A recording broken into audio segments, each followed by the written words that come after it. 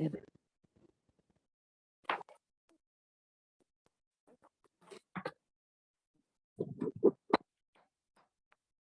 evening, everyone. I'd like to welcome you to the Otsego City Council meeting. Tonight is Monday, January 10th, 2022. Bethany, can you have the record show that Councilmember Gady is present, Councilmember Darkenwall is present, Councilmember Dahl is absent, Councilmember Moores is present, along with our city administrator, our assistant city administrator, our attorney, our engineer, and our planner. At this time, I'll ask you all to join us for the Pledge of Allegiance. Allegiance to the flag of the United States of America and to the republic for which it stands, one nation, under God, indivisible, with liberty and justice for all. Thank you. Our first item of business this evening is the open forum. This is the portion of the meeting where you can come to the podium, state your name and address, and limit comments to 5 minutes or less. Would anyone like to speak at this time?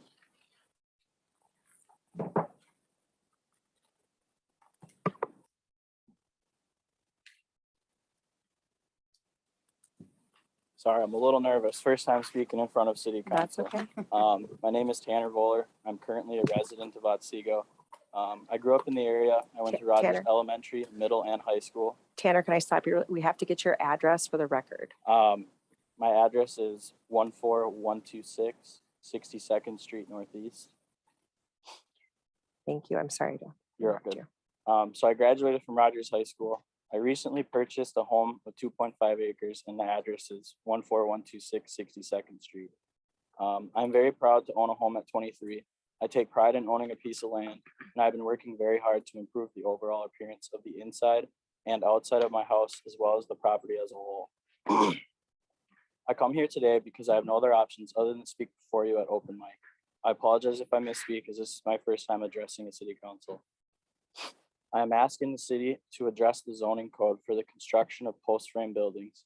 As the code is written, residents of Otsego who reside in the area zoned as A1 and A2 can build a post-frame building if the parcel of land is 5 acres or greater.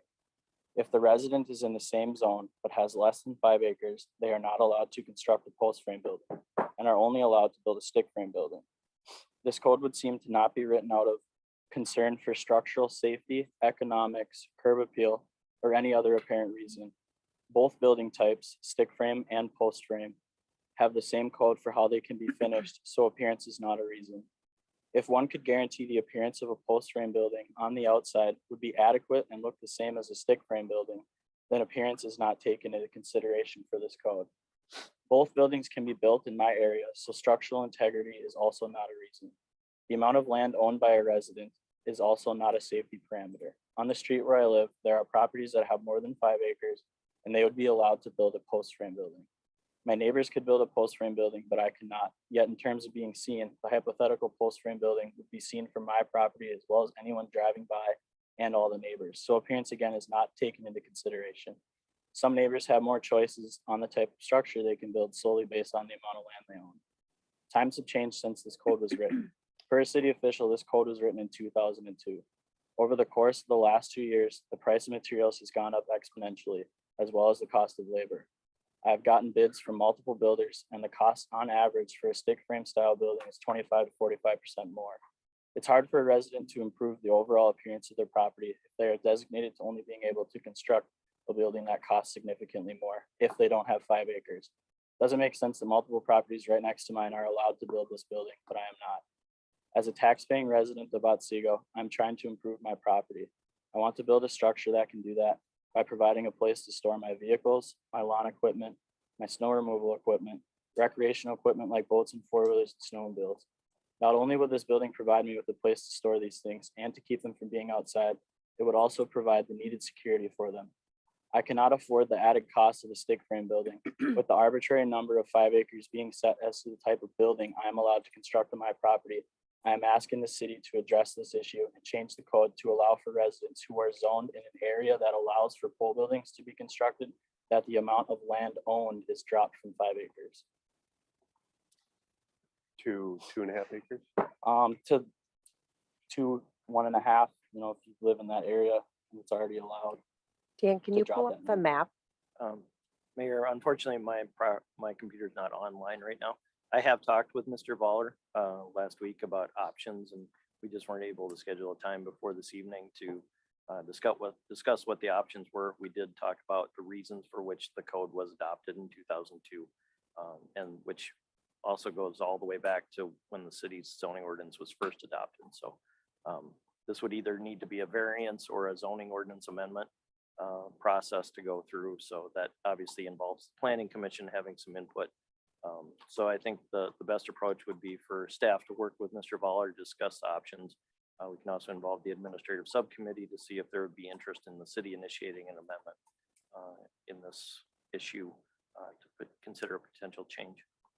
Adam, is this his parcel? Yes, correct, Mayor. So it's the properties that were platted as part of the Protz addition, just north of where Gerard Zachman's farm is. 62nd Street's the roadway that's often disputed as to where the right of way is, just Oh, east of where Midwest Landscape is. okay. When you just zoomed out, then that made Yep. sense. And there is no other buildings on the property now. That garage that was there has been torn down. So this, you're saying just the structure of the house is there. There's no other Correct. outbuildings? Yep. Mayor, so the way the code is written, he's allowed a detached accessory building up to 3,000 square feet. You can have up to 2 buildings, but there is the provision in the code that says it has to have a full perimeter foundation, and that post and beam construction is not allowed. Okay.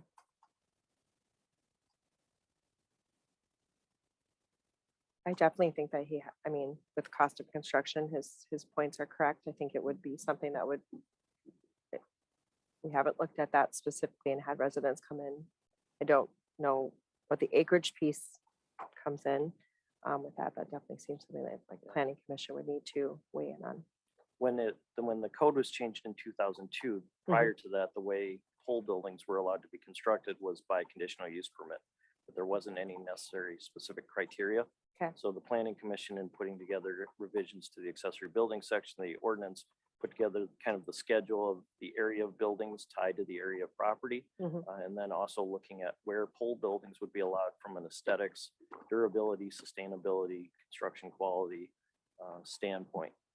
This situation where you have a platted subdivision that is zoned A1 is a pretty limited situation. Okay. Most of the time, the intent was to have these allowances for pole buildings on agricultural properties outside of developed plats. So this is a unique situation. It wouldn't occur in many other instances. And the current way the comprehensive plan and zoning ordinance are written, this same type of development can't necessarily be replicated. So you're dealing with a very specific number of properties. I was just gonna say, it's just by changing it or making an exception for him, doesn't open us up to having other people requesting the Correct. same change. The issue that Mr. Ball and I had discussed is that a variance isn't necessarily the appropriate approach because it's entirely based on the economics of complying with the code. That under current construction costs, well, it's cheaper to build a pole barn. You can't approve a variance under that situation. Right. It doesn't meet the criteria that's unique to the property because it would apply to every other lot on that same street or any other lot less than 5 acres within the A1 district. So the best approach would be an amendment to the ordinance if the planning commission and council are in favor of doing that. I would like to go down that approach. I mean, if you're talking about stick frame versus, post and beam, I'm not a mechanical engineer, so, but pretty sure that both you can do and have the same structural integrity. And his property seems very unique, like we said specifically. His comment about no one else is gonna see it. It's not a road that goes through, and yes, it could eventually develop the other, towards the east. Yeah. I'm looking at this. Eventually there will be a through street, but the character of development in that area is likely to change. Right. For this block or within this plat. And these parcels can't be subdivided. They are, They would not be able to be subdivided until there's sewer and water Sewer and utilities water. available, which is, given that location, probably 20+ years. I'd say move forward. I to would the say I think it should planning. be moved forward to planning commission that you start looking at this specific property. And Mayor, with that direction, we could have the planning commission discuss it as soon as the first meeting in February. Thank you. So Dan will be in contact with you and Yep, it'll we be each have heard. a contact number and discussed this, so. Okay, Thank you. thank you. I Thanks, couldn't even Tanner, tell did you a were great job. nervous. Yeah, You couldn't even tell. You're Yeah. You did good. great. you You're did good. great. All right. We are still under the open forum. Is there any other residents that would like to speak? All right, we will close the open forum and move on to item 2 to consider our agenda for approval. Does anyone have anything that they would like to add or delete at this time?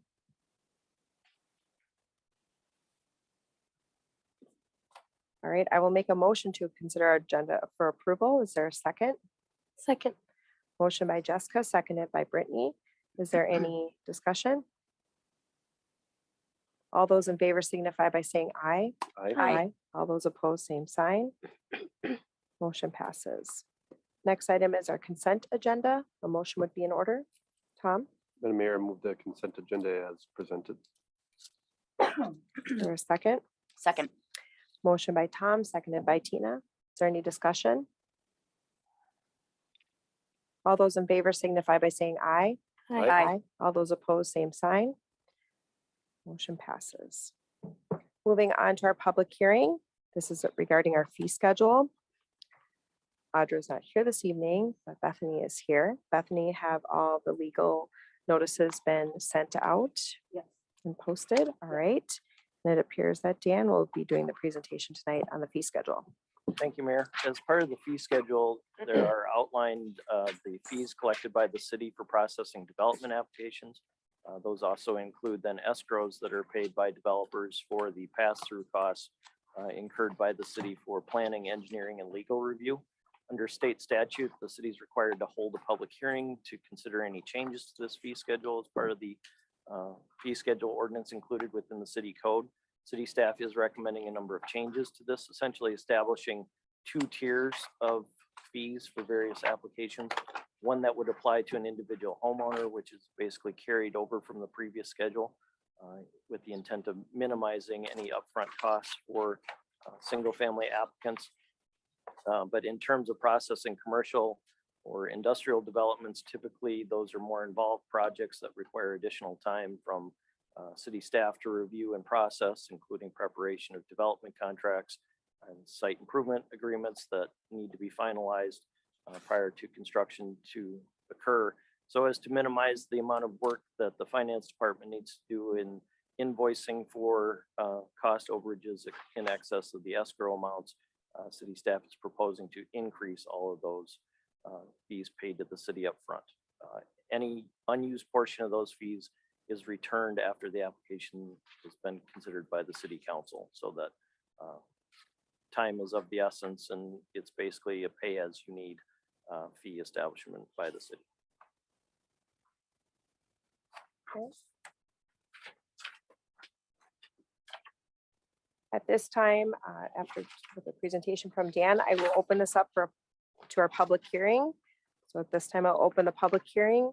If you have any comments, I need you to come to the podium, state your name and address. Again, this is regarding our fee schedule for 2022. Is there any public comment?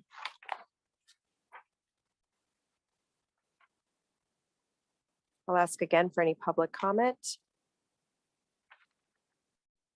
And one more time for any public comments. Hearing none, I will close the public hearing and bring it back up to council to consider this ordinance. Tom? Mayor Dan, just a question on, I guess, overall, on a lot of these, we've gone from like 1,500 to 3,000, essentially doubling. That have we been finding that our use of time has been exceeding the 1,500? A lot of these. They have, especially for the commercial developments as well as the larger preliminary plats. So that's one of the reasons for the change.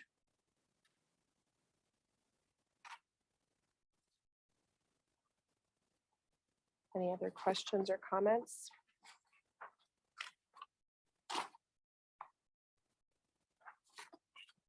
Madam Mayor, Yes. I have no additional comments. If we're okay, then I will make a motion. Okay. I'll make a motion to adopt ordinance 2022-01, amending the city code regarding the 2022 fee schedule and approve publication in summary form. Is there a second? I'll second the motion. Motion by Brittany, seconded by Jessica. Is there any discussion? Madam Mayor, Yes, Tom. when I was looking at this 10,000 for engineering construction observation escrow, that new one, does that apply to any submission? That would be an application that involves a development contract or a site improvement agreement. Okay. So not just a typical one-off project where there's no need for city involvement after approval. So like if he wanted to build an outbuilding, Correct, no. okay, Typically, that engineering is based off a percentage of public improvements. yeah, no, Well, when I see a new $10,000 fee in there, We're finding the ones without a lot of public improvements are still requiring the same amount of oversight and time involved with engineering and review. And so that's where we've been running into overages on these escrows. Is there any more discussion? Good question, Tom. All those in favor signify by saying aye. I, All those opposed, same sign. Motion passes. Madam Mayor, Yes, Tom. and I know we just voted on this, but Adam, how will that impact our budget for this coming year in changing the fee schedule? All of the changes proposed in there were escrow arrangements, so they're not budgeted for as revenues or expenditures. So Okay. it's just kind of an inflow and outflow. Okay, Yep. So no budget impact. okay. All right, moving on to item 5.1. So Walsh Estates and O'Day Acres Street Project Renewal. I'll turn this over to our city engineer, Ron Wagner. Thank you, Mayor. The 2022 capital improvement plan had Walsh Estates and O'Day Acres identified. These streets are all paved but they have ditches, except for O'Day Acres is paved with bituminous curb. Walsh Estates area was paved in 1978 and overlaid in 1999. The width on that street is not typical for our cities. It's between 18 and 22 feet. We'd like to have those wider. Also, because of the narrow streets, the slopes on the streets are also fairly steep, and we'd like to get those a bit more mowable. There's a few of them that are almost impossible to mow. So right now, those pavements are experiencing block cracking, alligator cracking, and edge cracking, especially because of the width. The last time the streets received a seal coat was in 2005. The PCI, or the pavement condition index, for these streets is 33 for Walsh Estates and 45 for O'Day Acres, and those are much below our average. You can see the PCI rating map that I included, and these certainly are highlighted in red and orange. So with that, staff is requesting a feasibility report to be completed on these. And then this is needed in order to do the statute 429, or the assessment to the benefiting properties. And we have an assessment policy in place. The capital improvement plan is for $895,304. We're going to be looking at these and hoping we can lower and widen some areas of the street to get a more consistent width and get these roads back in good condition. I've outlined a project timeline, which would have us opening bids on May 3rd and the council looking at awarding the project in May 9th. I did include a meeting with the residents before the public hearing, as we've had previously on other projects that seem to work well. And with that, there's a resolution attached for your consideration to get us started on this project. Ron, I have a question. So, meeting with the residents, would you do it the same as what we did just with Heritage? Feels like we're Yeah, gonna come in and with schedule their own. the COVID issues still, we probably would set up times to meet. There's a lot more residents in here. I think we have 61 versus I think we were in the low 30s on the other one. So we're talking about double the number of parcels. So it might need to be over a couple nights, Sure. depending on how many people want to come in and speak. I just know that we got a lot of really positive feedback on how you handled that. And so I just Thank you. I just think it would be really beneficial because a lot of the questions were specifically about their own parcel, not the overall project. So I would encourage you to do that same offering if you could. Yep. Thank you. All right, any other questions or comments? Tom, Madam Mayor, I make a motion to adopt resolution 2022. What number is it going to be? Adam? 7. 7. 2022-7, ordering preparation of feasibility report for the improvement of streets within Walsh Estates and O'Day Acres. Second. motion by Tom, seconded by Tina. Is there any discussion? All those in favor signify by saying aye. Aye. All those opposed, same sign. Motion passes. Okay, moving on to item 5.2 is the Riverbend North Public Improvements. Madam Mayor, Tom, I'll be abstaining from this. all right. Bethany, can you have the record show that Tom will be abstaining? Thank you. All right, I will turn this over to Ron, the city engineer. Thank you, Mayor. These improvement acceptances are usually done under the consent agenda, but on this one, we are bringing it just for it's Darkenwald Real Estate, which shares the same name as one of the council members. So the project has been accepted and we're just looking for the council to approve it. And then any of the public improvements within that would be owned by the city at this point. All right. Any questions or comments from council?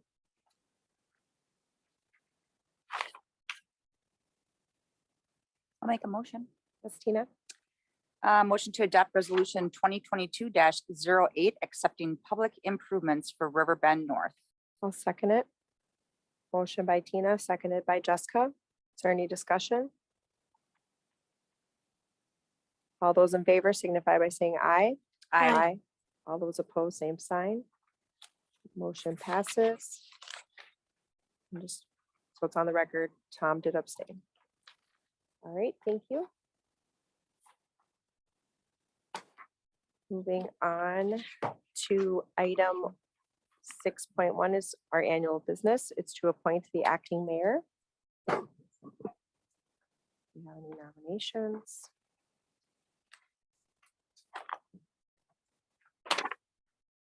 I'll go for it. Tina, what's your you're nominating yourself? Yeah. Okay. Is there any other nominations? I would nominate Tom. He's done it in the past. If I recall last year, that's how it was appointed.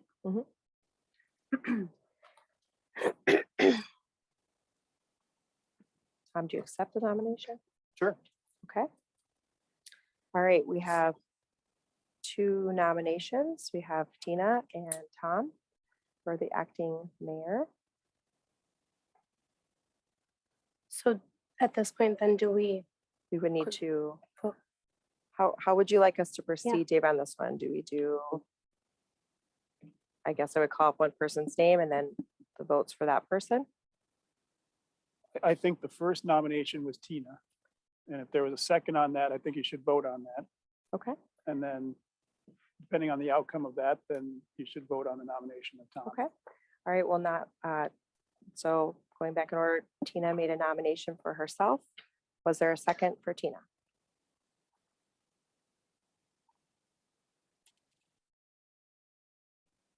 Hearing none, the motion fails due to a second. I made a motion to nominate Tom Darkenwald. Is there a second? I will second. Motion by Jessica, seconded by Brittany. Is there any discussion? All those in favor signify by saying aye. Right? Aye. Aye. All those opposed, same sign. Nay. Okay, motion is 3-1. And it passes. All right, item 6.2 is council appointments.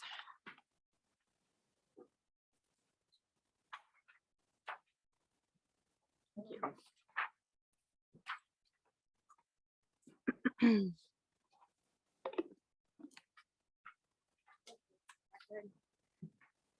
right. We will go through them. I did highlight on here, I know Jeff can't discuss tonight, but Jeff will make sure that I'll send you a copy of it.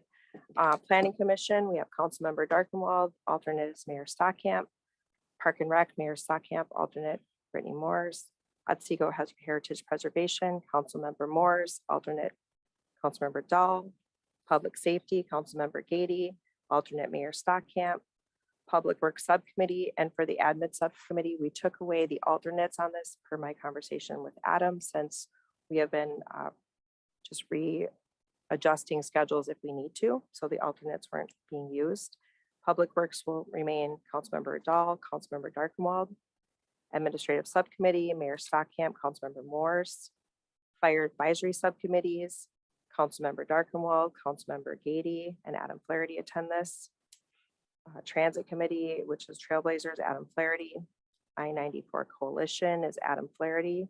And council members are welcome to attend. Adam usually sends out all the information on that. And Otsego Creek Authority, we list it, but we have no one appointed unless we need to determine if we need to meet on that one. The Fire Advisory Subcommittee, there is a meeting scheduled, Tina, in January for that. We will get you added to the list. I plan to attend the January meeting too, but so there will be 3 of us present at the Fire Advisory. Do we know when in January? It's January, we just, 19th? let me grab my calendar. It's Mayor, it's January 26th 26th. at 6 PM. and we meet at the fire, or actually we meet at City Hall on that, or we, It's scheduled at Albertville City Hall, What time on the 26th? 6 p.m. 6 PM. I will be attending it if you're unable to. I knew that. I fly back, so I'm not sure what time I get home. Okay. There will be 2 of us present, so, and then we can make sure you get a copy of everything. Okay.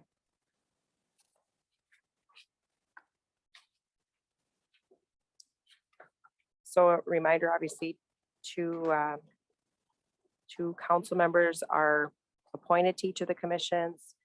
It is good for you to try to attend those if you can. Obviously, so you get to see what's happening with our commissions and those hot topic items with those groups. Does anyone have any questions or comments? Okay. Tom? Madam Mayor, I'll make a motion to approve the city council subcommittees and liaison appointments for 2022, according to what's been laid out. Second. Motion by Tom, seconded by Brittany. Is there any discussion? All those in favor signify by saying aye. Aye. All those opposed, same sign. Motion passes. We will move on to city council reports and updates. Does anyone have anything?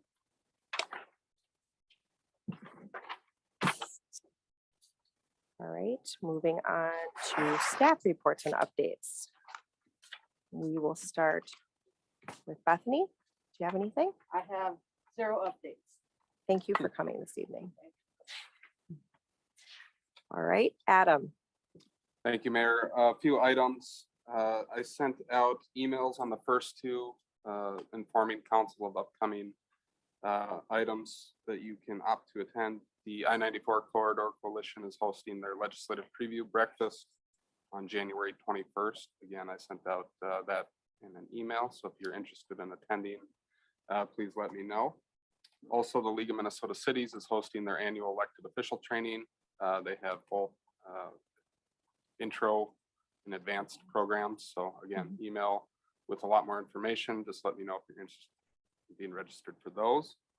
And then lastly, city offices are closed on Monday for the Martin Luther King Jr. holiday. Thank you. Sabrina?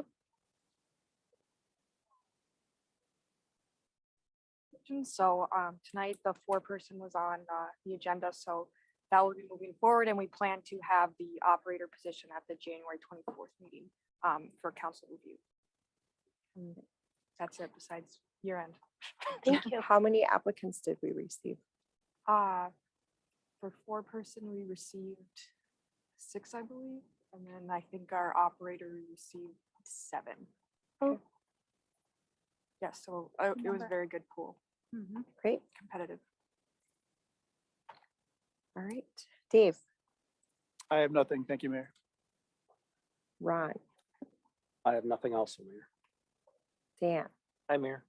The planning commission has no meetings this month, but we are lining up a number of projects, both new construction, preliminary plats, and final plats going forward for spring. So developers are looking like they're going to be as busy as they were last year. Jason Altmans.